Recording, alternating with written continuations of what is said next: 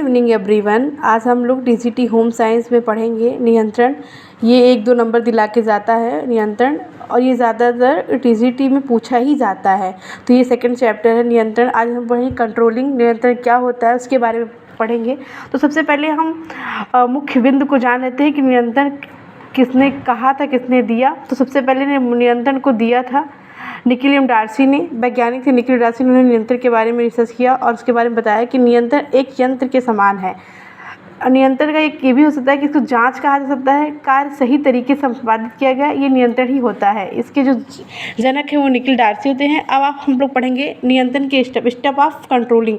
तो जो steps of controlling होती है ये 3 प्रकार की होती है: बल देना, निरीक्षण करना और समायोजन करना। बल देने का मतलब हो जाता है कि स्फूर्ति या शक्ति देना, मतलब किसी को बल प्रदान करने का अर्थ ये हो जाता है कि शक्ति देना लगन से।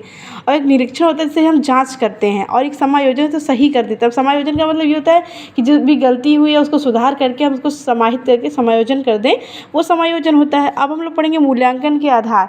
तो मूल्यांकन के आधार को देखो ये होता है रीप्लान। जैसे हम लोग रीप्लान बनाते हैं तो ये रीप्लान नियंत्रण के लिए बहुत फ़ायदेमंद होता है। और रीप्लान बनाते हुए फिर हम इसका ऑर्गेनाइज़ करते हैं, ऑर्गेनाइज़ के बाद इसको हम कंट्रोलिंग करते हैं। तो जो कंट्रोलिंग पावर होता है ये नियंत्रण के लिए बहुत इंपॉर्टेंट है। अब मूल्यांकन के द्वारा प्राप्त का उपयोग जो होता है तो ये होता है योजना में सफल या असफल हुए को प्रभावित करने वाला कारक कौन कौन से होते हैं, इसको हम पढ़ेंगे। तो सबसे पहले इसके जो कारक हैं इसमें नंबर 1 पे आता है उपलब्धियों की जानकारी। जो उपलब्धियों की जानकारी, दूसरा है भविष्य में आयोजन हेतु आधार, तीसरा है नई सूझ प्राप्त।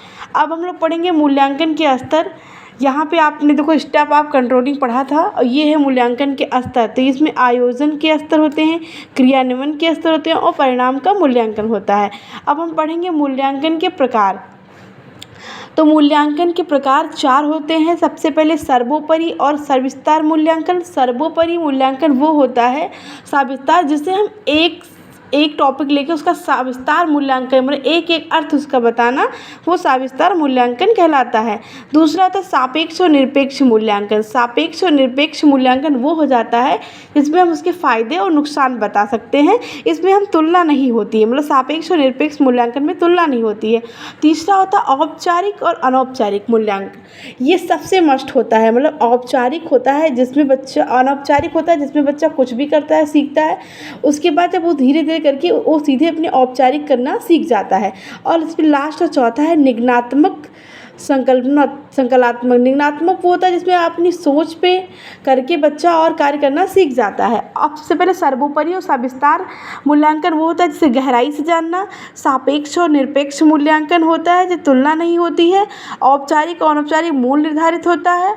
और निगनात्मक होता है संकल्प नगनात्मक बीच बीच में योगात्मक मूल्यांकन। जैसा कि आप लोगों ने पढ़ा था, इसके देखिए कारण स्टेप होते हैं। ये है बल देना, आयोजन, मूल्यांकन, निरीक्षण, संगठन, समायोजन, इतने इसके स्टेप्स हैं। तो ये आप लोग देख लीजिए, आप देख के राइट भी कर सकते हैं। ये आपको 2 या 3 नंबर बहुत दिलवा के जाता है। और नियंत्रण टीजीटी होम साइंस में आता ही आता है। इसमें 1 नंबर, और इसमें आपको ज़्यादा नहीं पढ़ना, बस मेन पॉइंट जैसे इसमें मैंने बताया था स्टेप्स, आप इसके स्टेप्स पढ़ लीजिए और थोड़ी सी भावार्थ को समझ लीजिए तो 1 नंबर यहाँ से फिक्स हो जाता है। और स्टेप ऑफ कंट्रोलिंग पावर जिसे पूछता है तो उसमें ज़्यादातर अगर किसी पर प्रभाव दिया जाता है तो ये बल देने पर दिया जाता है। आप लोगों को ये वीडियो कैसा लगा please like, comment and subscribe करके बताएँ।